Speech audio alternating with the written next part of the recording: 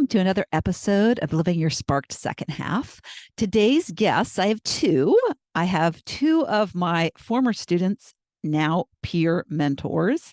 And if you're wondering what a peer mentor is, they are students who have done the work, had transformations, and are helping me in the second half Spark School.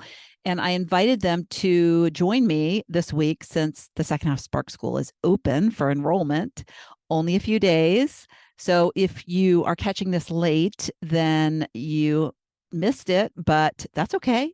We'll open again in early 2024 and you can get on the wait list. But we are going to talk today to Kim and Karen about them and what they do, how we met, both through just virtual stuff on the internet. And Kim was on my newsletter and she was already an author, but she was a little stuck. She'll talk about why that was. And Karen had attended many of my free trainings and then finally realized she wasn't making the progress she wanted. And so she signed up and joined. And they've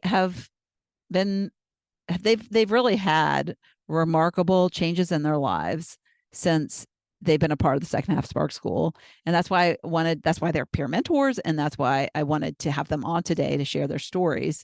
And Kim is a published author. She's just finished her 10th book and her books are amazing. And Karen has done lots of different things. And the thing I love about Karen is that she is an experimenter and she started playing the ukulele. She had joined ukulele groups. She even created or joined a in-person group, which was really scary, that she did that. And then she has become certified in chair yoga. She's going to start helping people in assisted living places. She's also started traveling and gotten over her fear of that. And she's gotten a new dog. She manifested a car. We talk about all the things that have changed in her life. And she's such a happier person. And Kim is living the life of a full-time author. No more accounting, no more working at the bank doing accountant work that really wasn't her passion and what she's so good at. And so, yeah, and we've become very good friends through the second half Spark School and the mentorship that they just basically help me support students. Instead of just one of me, there's three of us.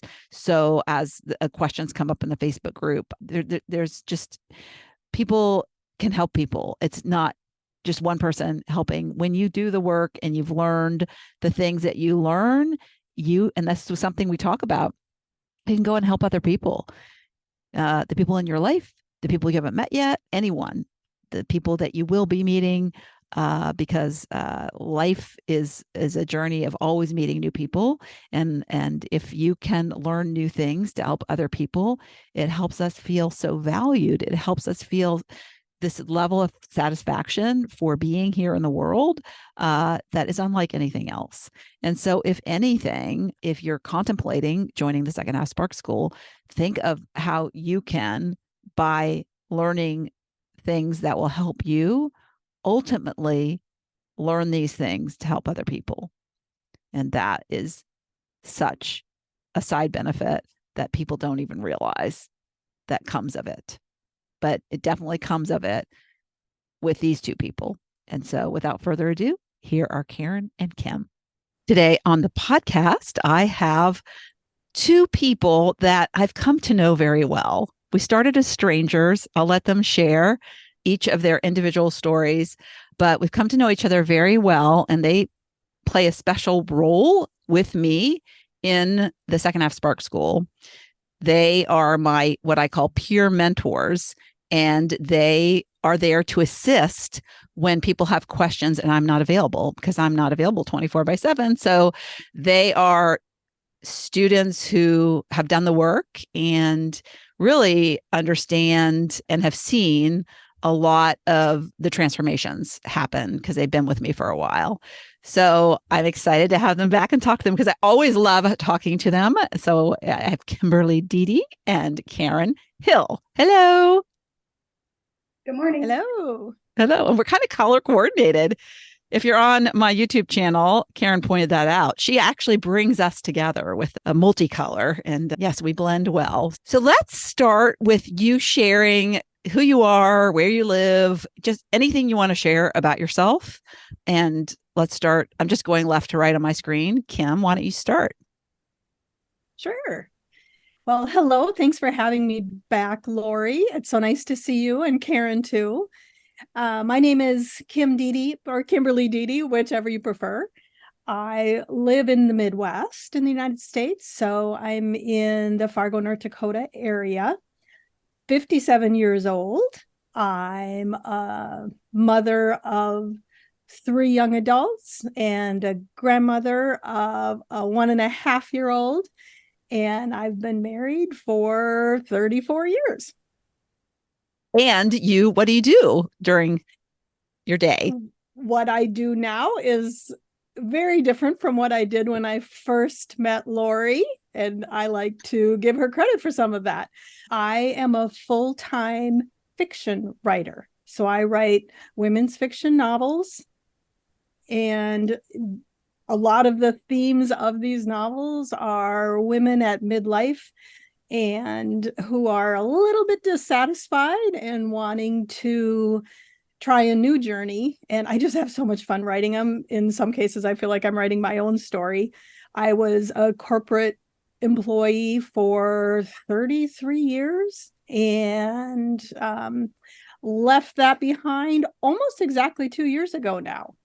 And so Lori was an important part of that journey, and I'm writing full time now.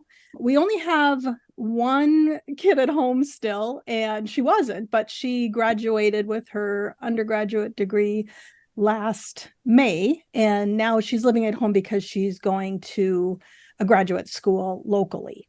So we were an empty nest, and now we have one back under our roof again, but we love having her. Yes, but as we all know, the role changes. Yes, when they're young adults, they really don't want us doing the things that we used to do that filled our cup. First of all, Kim's books are amazing. So if you like to read books, she sent me when we first met. It was your first, I think, one. Mm-hmm. And so she was writing, but she was doing it in the cracks of her time because she was working full time in a job she wasn't real passionate about, but she was good at, which a lot of us do that. And so she sent it to me, and I hadn't read fiction for so long, and I had a desire to do that. And it's her first series. She does series books. So you get into one book and then it continues. And she just came out with her 10th one. So we'll definitely link up to Kim's website so you can read about it. But the thing I love about her books, it's like we're reading about friends of ours or ourselves. Mm-hmm. And one of the things that inspired me a lot in your first book was Renee, the character who was very unhappy in a corporate job. She got laid off, which life does that to us, which is a kick in the pants to what we usually need to do. And then she started doing retreats. And I was like, oh, I want to do that. I want to do that. So that planted a seed. That was really a desire I had. So you can actually learn about yourself in these fiction characters and develop dreams that you didn't know you had. So thanks for sharing. And we'll get back to you. All right, Karen, what do we want to call you? The perennial free training taker. Okay, my name is Karen Hill. I live in Idaho Falls, Idaho, and mother of 6 children, grandmother of 12. I am a widow of 16 years. I will be 64 next month. And so I've been retired for 2 years, almost 2 years. And like Lori said, I took the free training 3 different times. I kind of listened to it a fourth, but the first time I came across it was probably 2020, I think. During the pandemic, I was working at home. I did not like working at home at all. I did not like my job. And once we went back to the office, the dynamics just changed, and I was extremely unhappy in my job. And I took the first training, and it taught me just how to be more confident in myself. And I think that was the basis that made me start looking towards, is it time to change jobs? Is it time to retire? What will I do if I retire?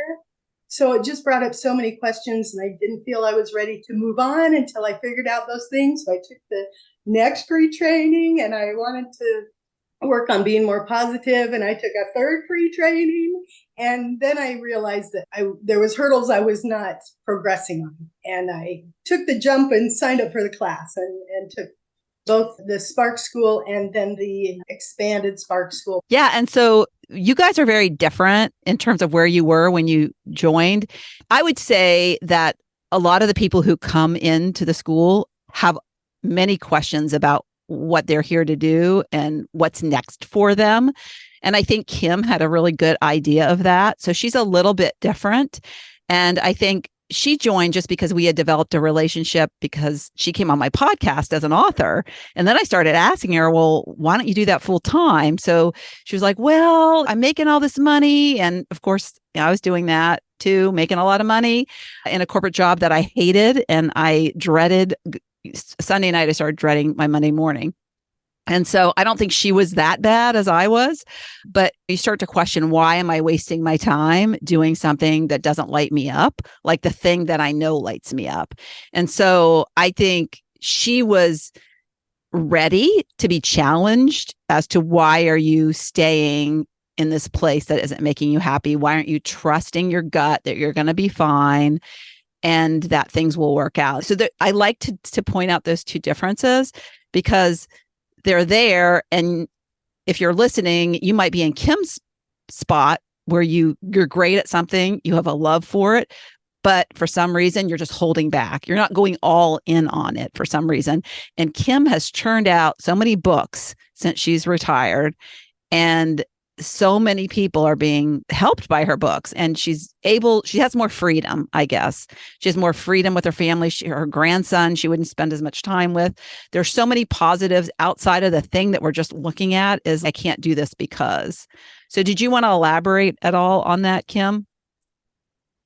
Sure. You're right. I was getting, maybe bored is the right word with my corporate job. I knew I loved writing, but as I was also practical enough. I was an accountant during the day, writing fiction, making things up early morning, late at night when I wasn't working.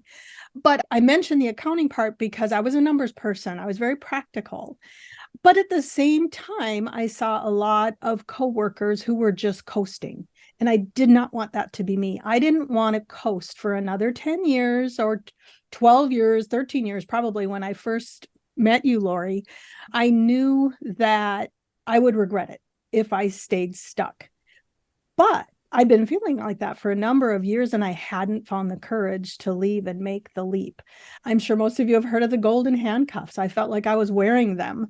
My job provided a nice salary. It provided benefits for our family. My husband was self-employed. The benefits was an important aspect. I knew Lori had made the leap, and it was very unlike me. Unlike Karen, I didn't take the free training. I didn't see that. I just discovered Lori online. We emailed back and forth, and then I was on her podcast. So we kind of developed the relationship in a different way. But that was enough for me to see that Lori had already done what I wanted to do. And so that's why I took a leap of faith and jumped right into joining the Spark School without even seeing any of her free training. And I'm so happy I did that. And I feel like Lori set an example for me. And now I like to stay involved with the school, not only because I still get a ton of benefit from going through the classes and listening to special guests she brings in and everything, but also because I want to be able to set an example for other women that we're never too late to try something different. If I can go from being an accountant at a bank for 33 years to writing fiction novels that are all about family and friends and romance, it's not too late for anybody to do anything. And it doesn't have to be work related. That's the other thing, Lori, that I think it's important to specify. Yeah, maybe I sell my books and I get paid a little bit, but I've found something that totally fills up my soul. And I feel like it's setting a really good example for my young adult kids, for my husband. That work doesn't have to be so onerous. And it's just a really fun atmosphere to continue to grow within. And I don't think we're ever done growing either. Yeah. Yeah. I love that because the value, we just want to feel so valued, but it comes from an internal place. And everything you described is such an intrinsic, it's so internal, the satisfaction that you're receiving from the work you're doing and how you're showing up in the world as this very lit up person. And I just think at our ages, we have so much to offer too. Yeah. And that isn't always recognized in the workforce these days. As we get older, sometimes we kind of get aged out or we get held down because they see some of the younger people have a lot more runway ahead of them and they get opportunities that maybe we don't get the opportunities anymore. Maybe we don't want those opportunities because we know what's all involved, but we still have so much to offer. And be that in a job or volunteer work or a hobby that we love. There's just so many ways we could be sparked. Yeah. And one of the things I love, and we talk a lot about this in the school, is manifesting and attracting what you want. Because a lot of people this age have kind of given up on that. Like that ship has sailed.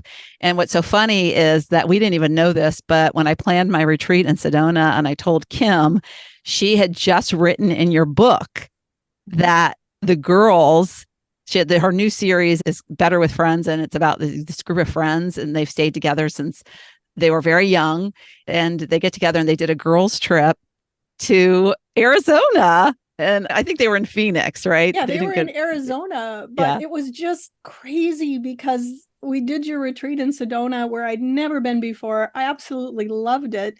And it was literally 1 week before I released that book. Yeah. But even when I announced it, you were like, oh my God. We had not talked about, I didn't know she was writing that in her book. It's so interesting how that was kind of an innate manifestation through what you do. So cool. All right. So question for you, Karen, is you talked about a few things that you were going through. I know life happens, and around the time that the first training, I know you were working and you had retired by the time you joined. Your mom also died. You had your caretaker for quite some time. So that takes us away. We put all ourselves into that. So do you recall if there was something specifically that triggered you? You said there's hurdles that I was facing that I wasn't able to go over on my own. Was it anything in particular you thought now's the time that you were like, okay, I'm gonna do this? I had retired and decided I needed to take the next step and just move on with expanding things I was doing. So I retired and I cleaned out my mom's house. That was kind of behind me. And my focus was now becoming a grandma, which is a fun step, but not a full-time step. And I just needed to figure out what I wanted to see in my life going forward and who I wanted to be. Yeah, I think, and this is my view, and everybody has their own opinion, but my grandkids live out of town. So if they lived here, I might have a different opinion. But I never really want to be known as, that's all I do. That's all I do. I mean, I would love to give them lots of value, but I wasn't a preschool teacher, nor would I ever want to be a preschool teacher. And I need to have other things in my life that fill me up. What is it that I would find value in? So I think somebody who likes to make Halloween costumes and somebody who likes to cut out arts and crafts, they'd probably love to be known as the grandma everybody wants to go to, and that's their purpose. So it's that thing that lights you up, how you show up in the world, that we need to discover. But that just wasn't what lit me up. And we're all different, and we all have different personalities, and we all have things that light us up. And a lot of us get to this age and we don't know what it is. I didn't know what it was, so I had to figure it out. And sometimes that's trial and error. But what I find also in the second half of Spark School is a lot of women are postponing retirement because they don't know what to do. And that says to me, they're postponing a life a better life, a more sparked life. Because if they're on this fence about, well, I want to retire, I don't really want to be here anymore, but I don't know what's next. Therefore, I'm just going to stay here. And so that's the thing that I also want people to understand, that don't be afraid of not knowing. It's okay to not know, but you should make a priority out of finding out what that is.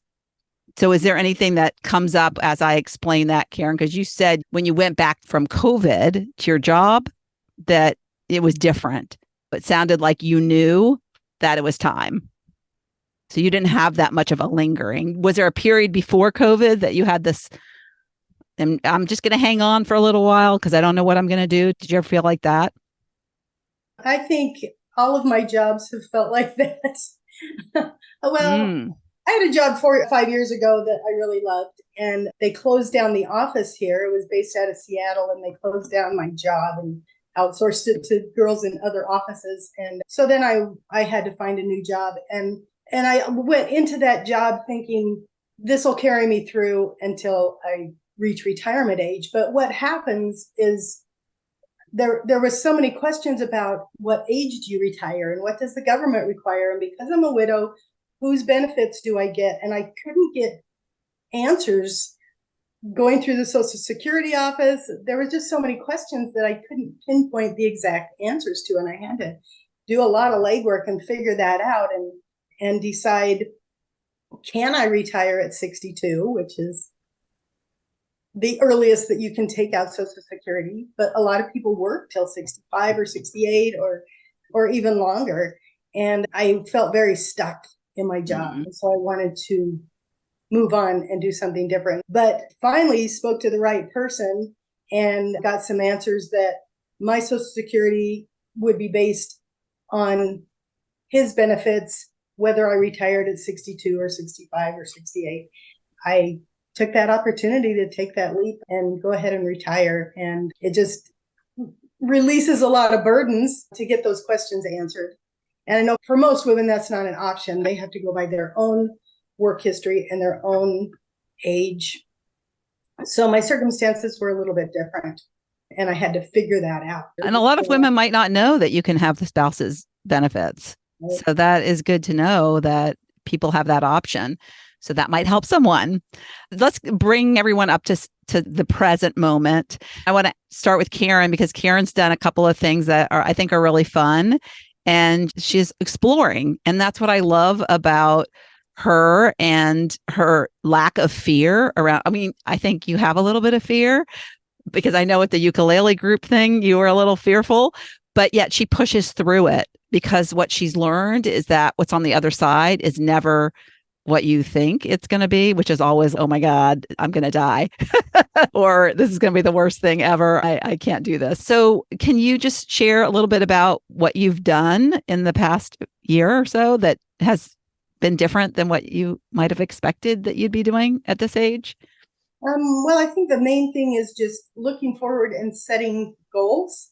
And if they work out, good. And if they don't, my first big goal was I was going to go to New York City. And it just didn't work out. All the plans fell through, and I couldn't find the right people to go with me. And so I downsized and bought a new car. And my daughter and I went on a road trip and went to Arizona, where my daughter lives in Phoenix. And so I did have a travel experience, but it wasn't the one that I had wished for. But someday I'm going to get back to New York City. Yeah, it's just not here yet. The timing wasn't right for it. And then I just have had this desire to learn the ukulele, and decided to take that leap and found a teacher and just have fun with it by myself. I made a couple of videos, put myself out there just to send to my children. That's just something I wanted to do for me. I took on this big project last year of digitizing all of my family's, my mother's, my parents' slides, pictures, and that project is finished, but it took thousands of hours to put all of my family history together into digital format and put it all on jump drives and send it to my siblings so that they all had a copy of all of the family photos and videos. So that took up a lot of time last year. And just a week ago, I realized, oh, it's a new quarter. I don't have goals set. And I went back and put into place some of the things I had learned along the way through your course of setting goals and looking forward, and looked at my vision board and picked something on there. For a year, I've been going to paint my bedroom. And last week I painted my bedroom. And that was the first thing I did this quarter in setting my new 90-day goals. That's great. When you're focused, you end up being more productive, because if we don't do that, we end up flailing, and nobody wants to flail through life, right? She has a whole story, and we can link up to a past episode because they've been on both before and shared more detail about some of the stuff. But Karen has a great manifestation story about her car. She had this old car. She kept convincing herself she didn't need a new car, but she had written down that she wanted a car.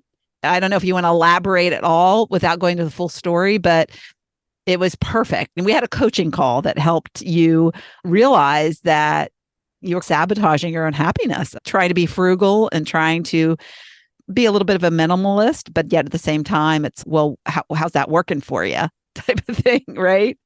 The thing is, I knew that it was something I wanted to do, and I was asking other people their opinion on my thoughts rather than taking my own action and going with what I thought I was supposed to do. And I also feel very strongly that we get help from the universe. I feel like my parents and my husband helped me purchase a new car, and I feel like that was an inspirational gift. I felt a lot of inspiration on other things, other goals that I've set.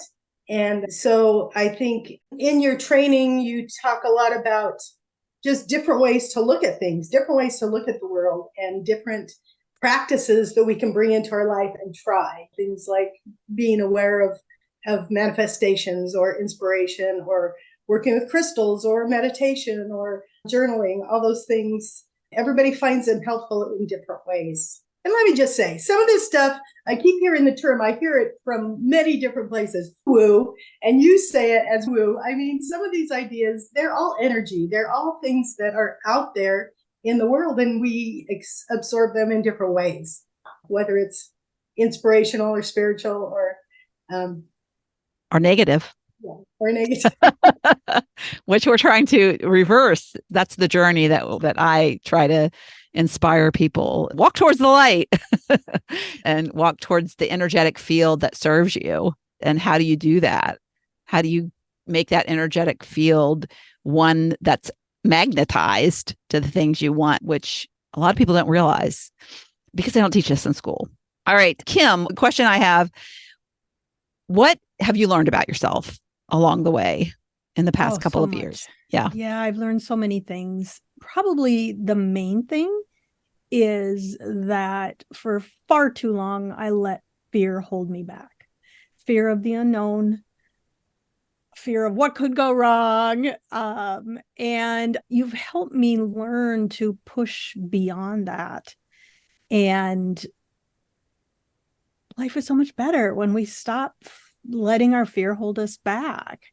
Sometimes it does take leaps of faith, but now I have a lot more confidence in myself and know that what's the worst that can happen?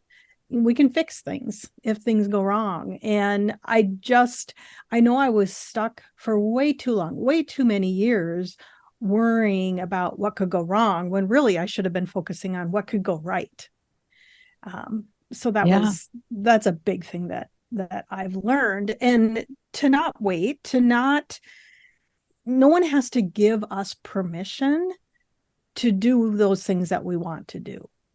I used to think that was necessary. And some of the changes I've made over the last few years, maybe some of my family thought I was a little bit crazy to be doing them, but I made the changes and I've stuck with it. And now they can see that definitely was the right thing to do, but we couldn't know that in the beginning. So yeah. I've just learned that it's really important to take some chances and have faith in ourselves. We've been on this earth for a long time. We've learned a lot of valuable lessons, and none of that's lost. We can take all those learnings, whether they were positive or difficult, and apply them going forward. I love that. And what you made me think of is how it helps us as mentors to other people And clearly that's your role that I've invited you to help me with. But as parents, even though our kids don't need us as much, they still come to us for advice. And they're watching us. Yes. Yes. We They are never so stop much watching better. how we live. Yeah. With what we have learned, what you all have learned, you just have this awareness as to what might be going on with other people, and just be a better human that walks around the world with bigger love for people, understanding why they think the way they do, which is science and the way the brain works. And we can offer any help, and people don't have to take our advice, or and it's not advice though, because we come at it. What I've learned through the process, it's not about advice. It's about asking the right questions. And if you come at it with advice, it kind of comes across as, I know more than you. And the first thing I say to people when they come is, you have all the answers. Because the answers for me, just like I was saying, well, I could never be a preschool teacher, but there's some people that would like to be preschool teachers to their grandkids, and that makes them so happy, so sparked. That's what they want to do the rest of their life. That is perfect. That's their answer. That's not my answer for them. And so we can help other people find their answers by learning what we learn through this, I think. Does that make sense? It does. It does. And Lori, another thing that I thought of too, while I was just putting a little bit of thought into what we talk about today ahead of time, I realized I used to feel so lonely. I felt so alone. I felt like I was the only one out there that was dissatisfied with my life. And through this process, through meeting all of you, not only have I made some amazing friends, but I realize so many people feel the same way we do, and we can help each other, like you say, by asking questions, by being empathetic, by understanding that everybody's situation is a little bit different, but there are still threads running through all our lives that we can relate to with each other. And it's so fun to not feel so lonely anymore. Yeah, we spend so much of our life comparing ourselves to other people and thinking we're less than, or maybe in some cases they're less than. And if you come at it from the judgment front, which it's all about being more critical of you than them, as we find out. And I only say that because I speak from the judgment space from experience. And it's been one of my big challenges to overcome, is always saying, okay, am I measuring up? And what happens, what I've learned is I now know. I know it exists. I know it's ingrained in me from a very small child because of my dad, but I know, and I can beat it down with a little fly swatter, or an ant swatter, as we call it. We call them ants in the second half spark school, automated negative thoughts. And so when it comes up, I am aware, I'm consciously aware of the things that do not serve me. And I can quickly self-correct and ask myself better questions about, well, what triggered that and why am I acting like that? And yeah, so it's all, as one of you said earlier, we're a work in progress. We're a continual journey, and the exploration. And that's why I always say it's an adventure. I like to call it an adventure because it's just a fun exploration as we navigate our time here on Earth. So, Karen, what have you learned about yourself? Well, one thought I have is the world puts these mile markers on our lives. You got to be this by 40 and this by 50 and retire at 60, whatever. And those things can change. We hit those mile markers, and so many of us feel like our aim is to get to a place where we retire, and then the world's going to just open up and all these magical things are going to happen. And I think for most women, you get to certain spots and you don't know what's next. There's so many choices that I think I never knew what retirement meant. I didn't know what it looked like to me. And so when I got there, it just came to a standstill because I didn't know what my options were, especially because earlier in my life, my retirement years were going to be based on my husband and his work schedule. And then we were going to do all these wonderful things together. And all of a sudden I had to make those choices on my own. After he passed away, I got so busy with working and providing for myself that all those things got put on hold. And just having a vision and looking forward and knowing how to just brainstorm what are our wishes that we're looking forward to, and then making those things come to pass. There's so many options that it's just too bad that a lot of women between 50 and 70 just feel so stuck when there's so many options out there for us to choose from. I think the other thing too, as Kim was saying, the community, I think gaining insight from other people that are at where you are is so valuable. And it's something that it's hard to measure. And that's what's so cool about the way that it works, where the groups come in together. Because I don't feel I could ever deliver what the school is if it was open all the time, where you could just come in and get it when you needed it. Because coming in together, there's that energy. And then when somebody maybe falls behind in the work, they see the people who are doing the work actually getting results. And then it inspires them to get back at it, which you'd never have if you were doing it by yourself. And then the conversations that happen give this insight they wouldn't have had if they were dealing with the people in their lives that aren't going through the same thing. They don't have access to the same kind of people. So that came up for me when you were just saying that too. So I appreciate you being here. And I want to end just by quickly tell me, what is something that you are looking forward to doing that prior you probably would have never, ever considered doing? But now it's, oh yeah, I'm going to do that. I'm excited about it. Are there any thoughts that come to mind for that? Kim, you want to start? I look forward to doing more travel than I expected I would want to do. And now having some time freedom and the work I'm choosing to do for what I kind of consider a second career, I can do that from anywhere. And even though I'm nervous to do some, and I've done some travel already since doing all this, I've gone to some writing conferences where I don't know a soul. But that doesn't hold me back anymore. I go and I intend to meet, even if it's one person I can connect with and learn. I look forward to doing more of that in the future, seeing more of this big, beautiful world. I knew I'd like the freedom from a time perspective, but I didn't realize how much I would love it. It's just so nice not to be chained to a desk at a particular location for someone else's set time frames. It's just wonderful to have that freedom. Yeah, that's great. It's better than I expected. Yeah, and you can use a lot of it for research for your books, right? Absolutely. I love that. Me is thinking tax write-off. I have to do research. Yeah, you're getting to go somewhere. And the other thing that I thought of this and forgot it is that you invited your sister-in-law to do one of my free trainings, and she ended up coming in the second Spark School, and she's had quite the ride. I mean, she's loving it. She came is to the retreat. Yeah, and I just love watching her blossom. Yes, she is a different person. So I love that. So Karen, what about you? I've realized that people are not as scary as you think.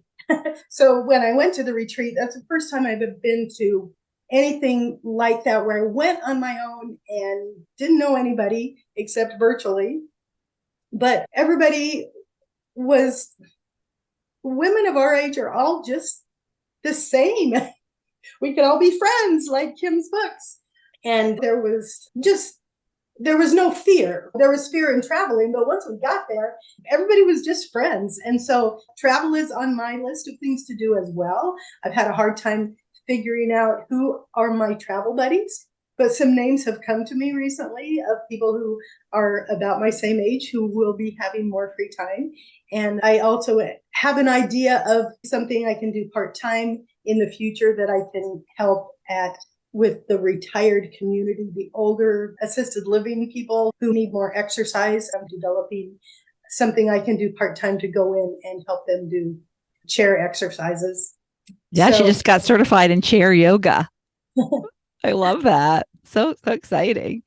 Yeah, it was so much fun meeting you guys in person. I just have to say, we spent a lot of time on Zoom together, but there's just something about that physical contact. And it was funny because one of my other, she's kind of a part-time mentor. She mentored before, but she's so busy traveling that she doesn't have time to do the day-to-day mentoring.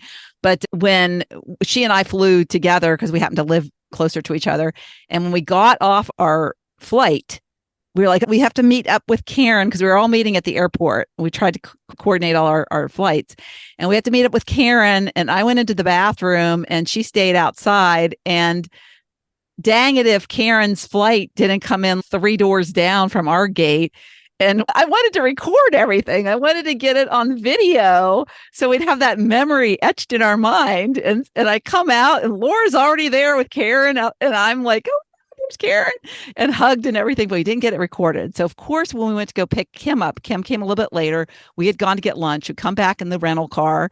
And I said, okay, make sure you record, get your video out and your phone.